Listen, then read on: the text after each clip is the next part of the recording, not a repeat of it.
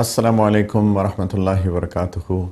الحمد للہ وکفا وسلام علی عبادہ الذین اصطفیٰ، اما بعد، اعوذ باللہ من الشیطان الرجیم، بسم اللہ الرحمن الرحیم۔ اللہم صلی علی سیدنا و نبینا محمد وعلی آل سیدنا و حبیبنا محمد وبارک وسلم، ولا حول ولا قوۃ الا باللہ العلی العظیم۔ ہم لوگ بہت ہفتے سے، کئی ایپیسوڈ سے ایک ٹاپک ہم نے شروع کیا ہے، ہم بات کر رہے ہیں اس کے اوپر کہ نبی کریم علیہ الصلاۃ والسلام کی سنت کی اتباع کیسے کی جائے۔ سب سے پہلے تو ہمیں یہ پتہ ہونا چاہیے کہ اللہ تعالیٰ نے فرمایا لقد کان لکم فی رسول اللہ اسوۃ حسنہ، کہ رسول اللہ کی زندگی میں تمہارے لیے بہترین نمونہ ہے کہ تم ان کو فالو کرو، ان کی اتباع کرو، foot step by foot step. اللہ تعالیٰ نے فرمایا کہ قل ان کنتم تحبون اللہ فاتبعونی یحببکم اللہ ویغفر لکم ذنوبکم، کہ میرے حبیب صلی اللہ علیہ وسلم آپ لوگوں کو بتائیے کہ اگر یہ اللہ سے محبت کرتے ہیں تو میری اتباع کریں، یعنی اللہ کے رسول صلی اللہ علیہ وسلم کی اتباع کریں، اور اس کے نتیجے میں اللہ تعالیٰ تم سے محبت کریں گے اور تمہارے گناہوں کو معاف کر دیں گے، تمہارے صغیرہ گناہوں کو معاف کر دیں گے۔ تو اتباع کا حکم دیا گیا ہے، اور جب ہم اتباع کی بات کرتے ہیں تو ہر رول میں اتباع، اللہ کے رسول صلی اللہ علیہ وسلم کی پوری زندگی میں ان کے جتنے رولز ہیں ان سب میں ان کی اتباع کرنا، یہ ہے سنت کی اتباع کرنا، صرف ایک دو تین چار چیزوں میں نہیں۔ دیکھیے، اللہ تعالیٰ نے ہماری ہدایت کے لیے قرآن نازل کیا، اور قرآن نازل کرنے کے ساتھ اللہ تعالیٰ نے اپنے آخری رسول، آخری نبی سیدنا محمد صلی اللہ علیہ وسلم کو بھی بھیجا تاکہ اس قرآن کی تعلیمات کو عملی طور پہ دکھائیں۔ تو نبی کریم صلی اللہ علیہ وسلم کی زندگی، پوری زندگی، وہ قرآن کی عملی تفسیر ہے، ایک پریکٹیکل ڈیمانسٹریشن ہے۔ اور ہم سب کو پتہ ہے بحیثیت مسلمان کہ جنت میں داخلہ ایمان کے ساتھ نیک اعمال ہوں گے تو جنت میں داخلہ ہوگا، اور نیک اعمال کی جو ڈیفینیشن ہے وہ ہے قرآن پر عمل۔ اور قرآن پر عمل کیسے پتہ چلے گا؟ سنت، سیرت کی اتباع سے، سیرت کو پڑھ کے سنت کی اتباع سے، یہ قرآن کی عملی تفسیر ہے۔ تو اللہ کے رسول صلی اللہ علیہ وسلم کی زندگی کو دیکھ کر، ان کی جس طرح انہوں نے اپنے ہر رول کے اندر عمل کیا، اگر ہم بھی اس کو اپنائیں گے، اسی کو تو نیک اعمال کہتے ہیں۔ اور اللہ تعالیٰ نے واضح الفاظ میں فرمایا کہ والعصر، کہ زمانے کی قسم، ان الانسان لفی خسر، کہ انسان نقصان میں ہے، الا الذین آمنوا وعملوا الصالحات، سوائے ان لوگوں کے، وہ لوگ نقصان میں نہیں ہیں جو ایمان لائے اور جنہوں نے نیک اعمال کیے، وتواصوا بالحق وتواصوا بالصبر، اور آپس میں ایک دوسرے کو حق بات کی نصیحت کرتے رہے، اور آپس میں ایک دوسرے کو صبر کی، ثابت قدم ہونے کی نصیحت کرتے رہے۔ یہ لوگ بچ جائیں گے نقصان سے، باقی سب نقصان میں ہیں۔ تو ایمان عمل صالح، عمل صالح سنت ہے، عمل صالح سنت ہے، عمل صالح سنت ہے۔ اللہ کے رسول صلی اللہ علیہ وسلم کی پوری زندگی کا مطالعہ کریں تو ہم نے اللہ کے رسول صلی اللہ علیہ وسلم کے بہت سارے رولز کے بارے میں بات کی، بحیثیت والد کے، نانا کے، استاد کے، ٹیچر کے، بحیثیت ایک جج کے، بحیثیت ایک عام کمپینین کے، صحابہ کے ساتھی ہونے کی پرسپیکٹو سے بھی ہم نے بات کی کہ کس طریقے سے اللہ کا رسول صلی اللہ علیہ وسلم ایک ساتھی ہونے کا رول نبھاتے تھے۔ اللہ اکبر، یہ بہت ہی کمال کی بات ہے کہ اللہ تعالیٰ نے ان کو وہ اعلیٰ مقام دیا، لیکن انہوں نے جس طریقے سے اپنے آپ کو اپنے ساتھیوں کے ساتھ، صحابہ کے ساتھ اپنے آپ کو گھل مل گئے، جیسے آپ کہتے ہیں، عجیب، یہ ان کی شان ہے، یہ ان کی عاجزی کی انتہا ہے۔ تو آج میں جس رول کے بارے میں بات کرنا چاہتا ہوں بحیثیت سنت، وہ ہے نبی کریم صلی اللہ علیہ وسلم کی ایک عابد کے اعتبار سے ان کی عبادت۔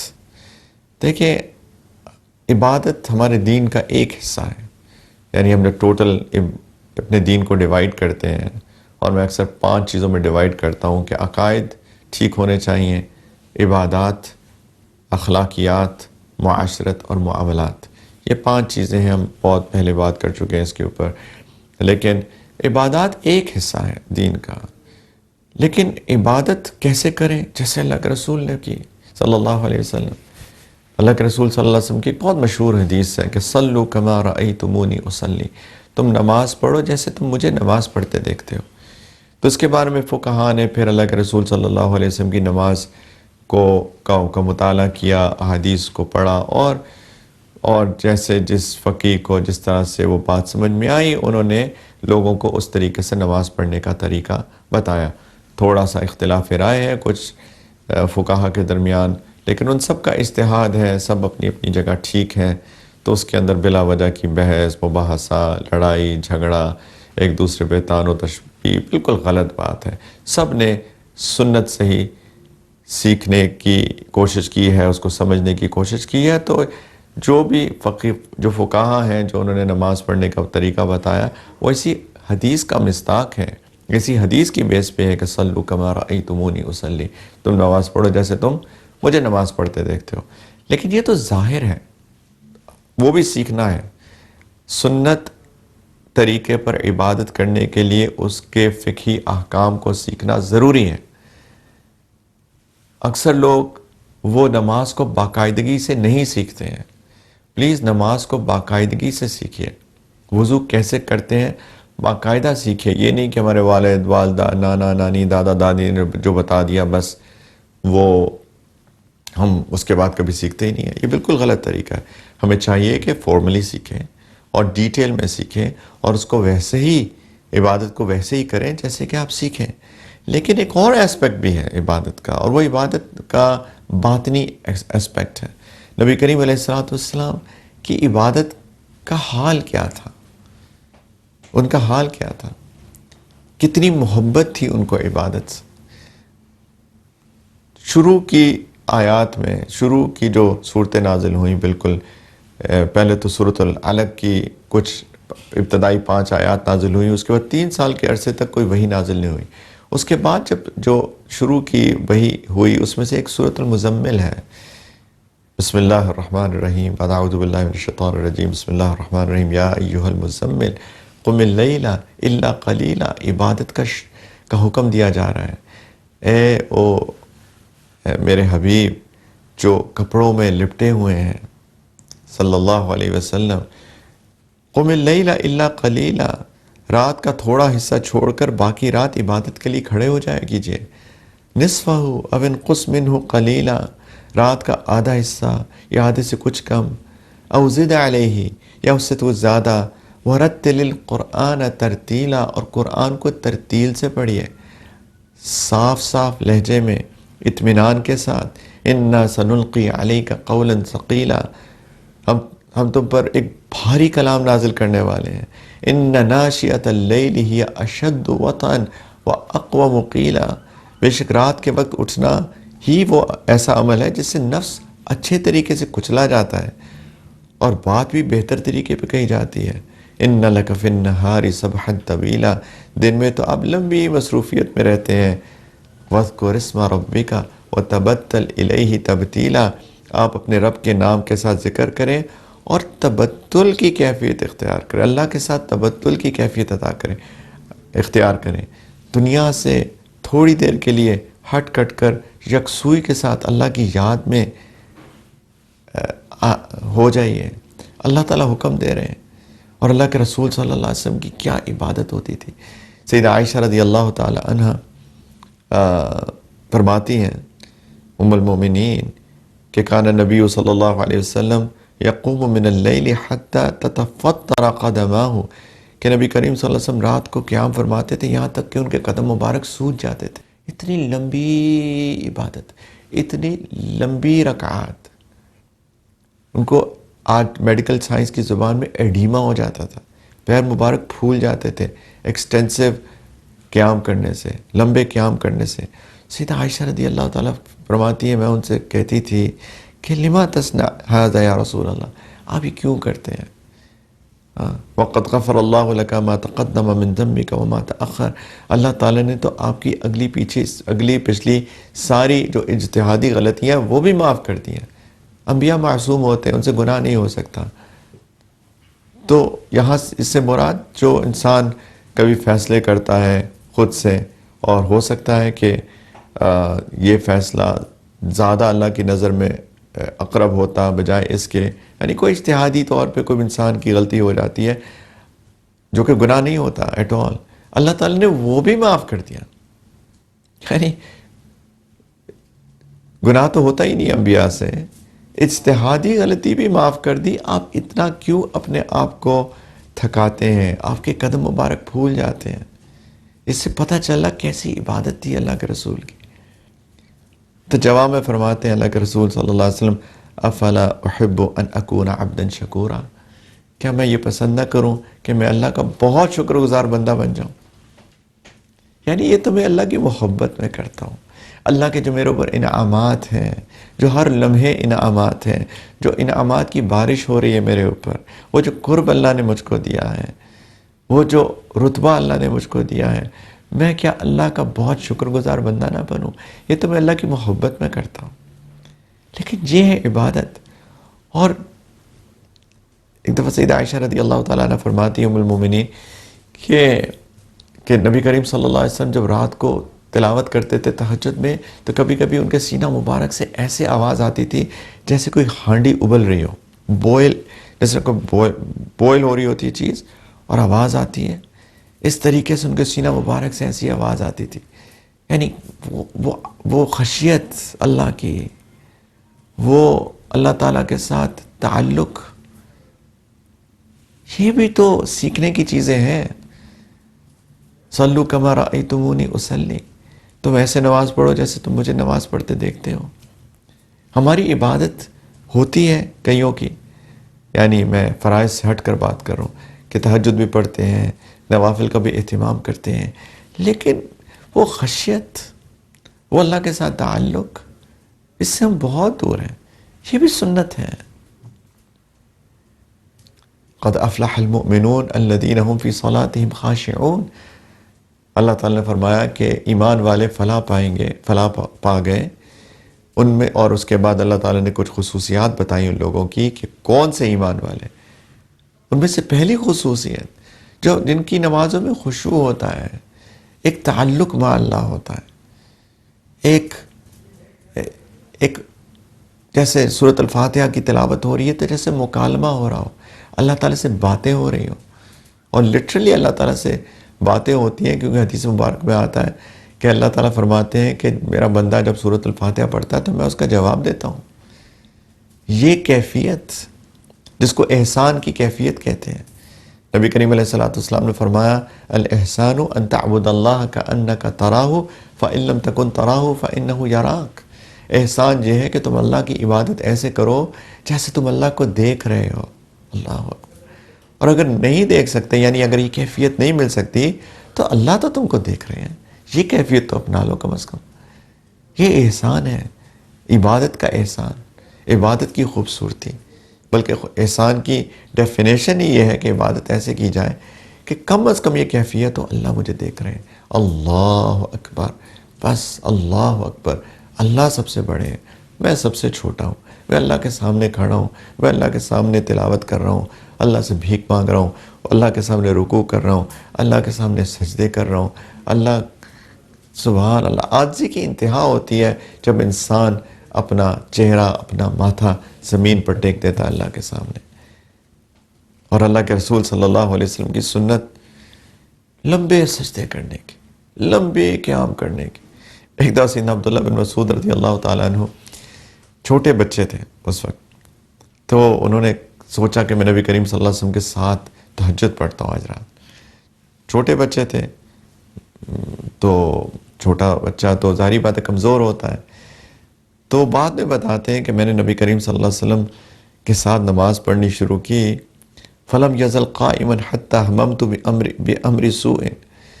کہتے ہیں کہ میں نے نماز تو پڑھنی شروع کر دی، قیام کر لیا، لیکن پھر مجھے ایک عجیب سا خیال آیا.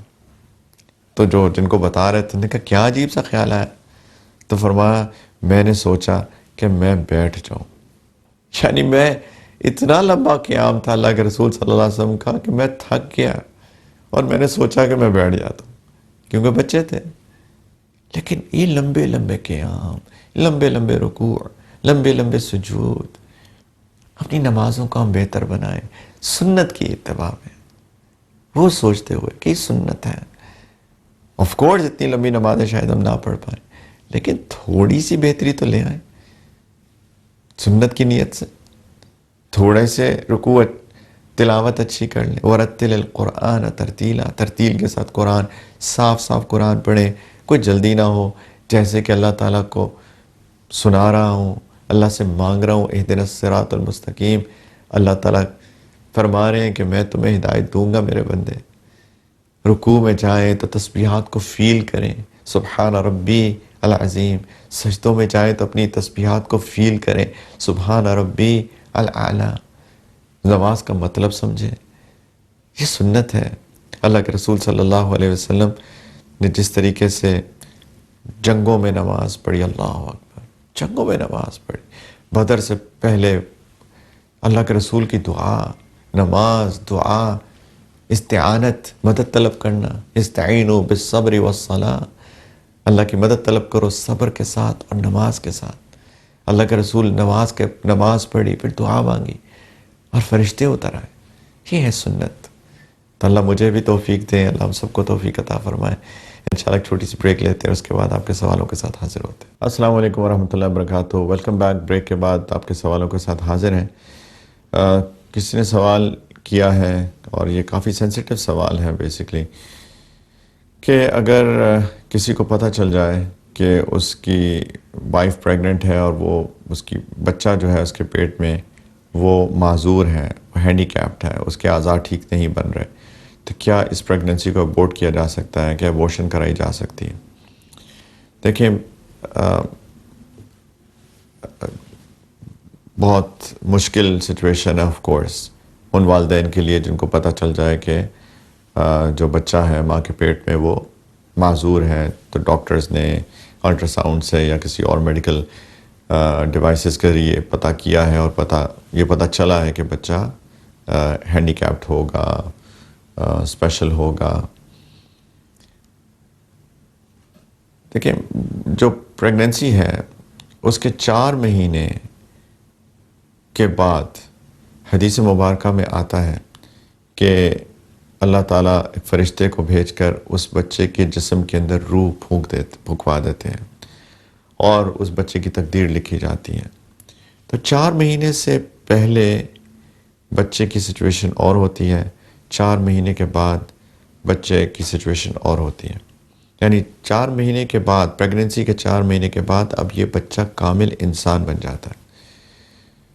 تو اب ایک مثال کے طور پہ ایک بچہ ہے، کوئی بھی شخص ہے، کوئی انسان ہے جو اللہ تعالیٰ کا امتحان ہے اس کے اوپر کہ somehow وہ اس کے اندر کسی قسم کی اب نارمیلٹی ہے،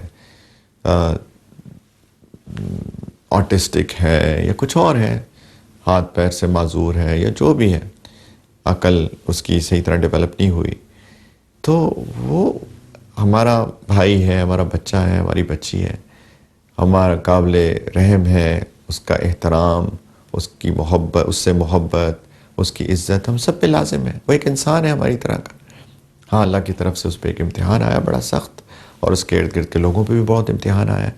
لیکن معاذ اللہ ثم معاذ اللہ، یہ تو بات سوچی بھی نہیں جا سکتی نا. خدا نخواستہ کوئی کہے کہ جی یہ معذور ہے تو اس کو جینے کا حق نہیں ہے، اس کو مار ڈالو، معاذ اللہ. تو جب 4 مہینے کے بعد، پریگننسی کے 4 مہینے کے بعد جب اس بچے کے جسم میں روح پھونک دی جاتی ہے تو ایک کامل انسان بن گیا ہے. اب اس بچے کو نہیں مارا جا سکتا، اس کو ابورٹ نہیں کیا جا سکتا. صرف ایک صورت میں اب 4 مہینے کے بعد اس کی ابورشن جائز فقہا نے لکھی ہے. وہ یہ ہے اگر ڈاکٹرز کہیں کہ اگر اس کو ابورٹ نہ کیا تو ماں کی جان چلی جائے گی. اب آپ کو چوز کرنا ہے ماں کی جان اور اس بچے کی جان میں.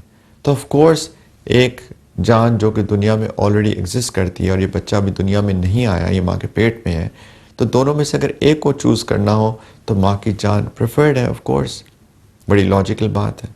تو اس صورت میں فقہا نے لکھا ہے کہ ہاں، اگر ڈاکٹرز کہیں کہ ماں کی جان بچے گی یا بچے کی بچے گی، تو ماں کی جان بچاؤ، اب ایبورشن کرنا جائز ہے۔ تو یہ چیز بہت اچھے طریقے سے سمجھ لینی چاہیے۔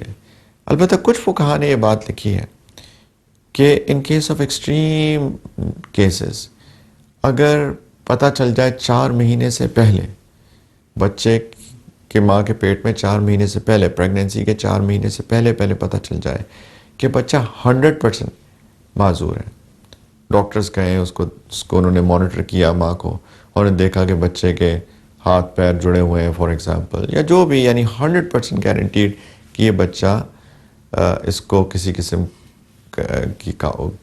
کی بیماری ہے یا عذر ہے، ہینڈی کیپڈ ہے، تو پھر کچھ فقہا نے لکھا ہے کہ اگر 2 کنڈیشنز کے ساتھ، ایک کہ 100% گارنٹیڈ ہو کہ ایسا ہی ہے، اور دوسرا 4 مہینے ابھی نہیں ہوئے، یعنی ابھی اس کے اندر روح نہیں پھونکی گئی، تو پھر in case of extreme needs اس پریگننسی کو ابورٹ کیا جا سکتا ہے۔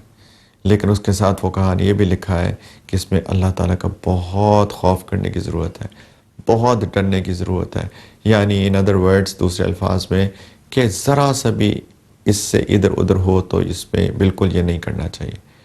تو یہ بہت نازک معاملہ ہے۔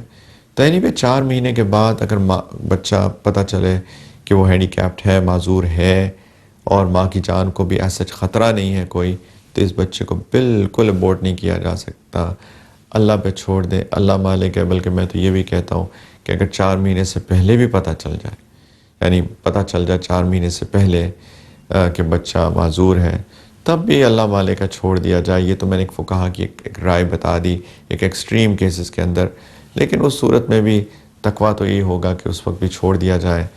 اللہ تعالیٰ کی مخلوق ہے، اللہ تعالیٰ اس کو دنیا میں بھیجیں گے، جو اللہ نے اس کی مقدر میں لکھا ہے وہ ہو کے رہے گا۔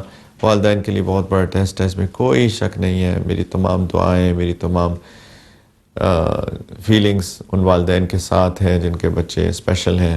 آپ اپنے بچوں کی جو ٹیک کیئر کر رہے ہیں، اللہ تعالیٰ آپ کو انشاءاللہ، آپ ایمان مضبوط رکھیے، آپ اپنے فرائض کی پابندی کیجئے، گناہوں سے بچنے کی کوشش کیجئے، یہی بچہ آپ کو انشاءاللہ جنت کے اعلیٰ درجات میں لے کر جائے گا۔ یہ آپ کا بہت بڑا امتحان ہے، لیکن امتحان جتنا بڑا ہوتا ہے اتنا ہی اجر زیادہ ہوتا ہے۔ انشاءاللہ آپ کے یہ ایک بچہ آپ کو انشاءاللہ اللہ سے امید کرتے ہیں، دعا کرتے ہیں کہ آپ کو جنت کے بہت اعلیٰ درجات میں لے کر جائے گا۔ تو یہ اللہ کی طرف سے تقدیر ہے، تو اللہ مالک ہے، اللہ خیر کریں۔ لیکن اسپیشلی اگر ماں کی جان کو خطرہ نہیں ہے، نمبر 1، یا بچہ پریگننسی 4 مہینے سے زیادہ ہو چکی ہے، تو اس کو ابورٹ کرنے کی بالکل گنجائش نہیں ہے۔ یہ بچے کو قتل کرنے کے مترادف ہوگا۔ اللہ سبحانہ و تعالیٰ ہمیں سمجھ دیں، اور اللہ تعالیٰ ہم سب کو عافیت میں بھی رکھیں۔ اللہ تعالیٰ سب کو صحت کے ساتھ، عافیت کے ساتھ رکھیں، کسی امتحان میں نہ ڈالیں جو مشکل امتحانات ہیں، اور جن کے اوپر یہ امتحان آیا ہے انشاءاللہ اگر آپ صبر سے اللہ پہ توکل کے ساتھ راضی رہیں گے انشاءاللہ، اور اس امتحان کو اچھے طریقے سے جھیل لیں گے انشاءاللہ، آپ کے لیے یہی چیز جنت میں جانے کا سبب بنے گی۔ بس میں ایک شور کریں، اپنا ایمان مضبوطی سے تھامے رکھیں، اور اللہ سے شکوے شکایتیں نہ کیجیے، اور ساتھ میں اپنے فرائض کی پابندی کیجیے، گناہوں سے بچیے انشاءاللہ۔ ایک اور سوال یہ ہے کہ کیا ہم لوگ فیملی پلاننگ کر سکتے ہیں اس لیے کہ میں اپنے بچے کو ایک اور بچہ افورڈ نہیں کر سکتا؟ تو چونکہ انہوں نے ایک سوال ایک خاص کنڈیشن سے پوچھا ہے، تو میں اسی کنڈیشن پہ ہی محدود رہتا ہوں، کیونکہ یہ ٹاپک بہت واسٹ ہے، بہت وسیع ٹاپک ہے، تو میں ہر طرح کی سچویشنز کو اس میں کیٹر نہیں کرتا، ان کو نہیں جاتا۔ لیکن اللہ تعالیٰ نے 2 جگہ قرآن کے اندر فرمایا، اس میں سے ایک جگہ میں کوٹ کرتا ہوں سورۃ الاسراء کے اندر، اللہ تعالیٰ نے فرمایا وَلَا تَقْتُلُوا أَوْلَادَكُمْ خَشْيَةَ إِمْلَاقٍ نَحْنُ نَرْزُقُهُمْ وَإِيَّاكُمْ إِنَّ قَتْلَهُمْ كَانَ خِطْئًا كَبِيرًا، کہ اپنی اولاد کو فاقے کے ڈر سے، غربت کے ڈر سے ہلاک نہ کرو۔ اللہ تعالیٰ فرماتے ہیں میں ان کو بھی رزق دیتا ہوں، یعنی تمہاری اولاد کو، اور تمہیں بھی میں ہی رزق دیتا ہوں، اور ان کا قتل کرنا بہت بڑی خطا ہے، بہت بڑا گناہ ہے۔ دیکھیں، یہ نیت سے کہ میں اپنے بچے کو کھلاؤں گا کہاں سے، اور اس لیے بندہ فیملی پلاننگ کرے، کانٹراسیپٹیوز یوز کرے اس نیت کے ساتھ، یہ تو بالکل جائز نہیں ہے، بالکل جائز نہیں ہے۔ میں باقی سچویشنز کو اس وقت ڈسکس نہیں کر رہا، پلیز یہ چیز ذہن میں رکھیے، کیونکہ کچھ سچویشنز ہوتی ہیں جہاں پہ اجازت بھی دی ہے شریعت نے، لیکن یہ سچویشن کہ میں کھلاؤں گا کہاں سے، وہ کیسے اسکول کیسے جائے گا، اور باقی اس کی ضروریات کیسے پوری ہوں گی، اللہ تعالیٰ فرماتے ہیں جیسے میں تمہیں رزق دیتا ہوں اس کو بھی میں ہی رزق دوں گا، تو یہ بالکل جائز نیت نہیں ہے، یہ بالکل جائز سبب نہیں ہے، ریزن نہیں ہے، وجہ نہیں ہے کہ کوئی بندہ فیملی اس لیے پلان کرے کہ میں بچوں کو کھلاؤں گا کہاں سے، اللہ پہ چھوڑ دیجئے۔ لیکن یس کچھ اور ویلڈ ریزنز ہیں تو انشاءاللہ کبھی اللہ تعالیٰ نے موقع دیا تو ان ریزنز پہ بھی بات کریں گے انشاءاللہ تعالیٰ۔ اللہ تعالیٰ ہمارا ایمان مضبوط کریں۔ رازق اللہ کی ذات ہے، اللہ مجھے کھلاتے ہیں، اللہ مجھے پلاتے ہیں، جو کچھ میرے پاس ہے وہ اللہ نے دیا ہے۔ وَمِمَّا رَزَقْنَاهُمْ يُنْفِقُونَ، اللہ تعالیٰ نے بالکل شروع میں فرمایا کہ ہدایت ان لوگوں کے لیے جو تقوی والے ہیں، ان کی ایک خصوصیت یہ ہے کہ جو میں نے ان کو رزق دیا ہے اس میں سے خرچ کرتے ہیں۔ اللہ تعالیٰ بار بار یاد کرواتے ہیں کہ رزق میں دیتا ہوں، رزق میں دیتا ہوں، رزق میں دیتا ہوں، رزق کی فکر نہیں کرو، بس حلال کماؤ، خرچ کرتے رہو، حلال کماؤ، خرچ کرتے رہو، میں تمہیں رزق دوں گا، تمہارے رزق میں اضافہ کروں گا۔ تو اللہ ہمارا ایمان مضبوط کریں، یہ بہت ضروری ہے ایک اچھی زندگی گزارنے کے لیے ایمان کی مضبوطی۔ تو انشاءاللہ اپنے سوالات ای میل کرتے رہیے deenفطرت@arydgital.tv پر۔ انشاءاللہ اگلے ہفتے آپ سے پھر ملاقات ہوگی، دعا میں یاد رکھیے گا۔ وآخر دعوانا ان الحمدللہ رب العالمین۔ السلام علیکم ورحمۃ اللہ وبرکاتہ۔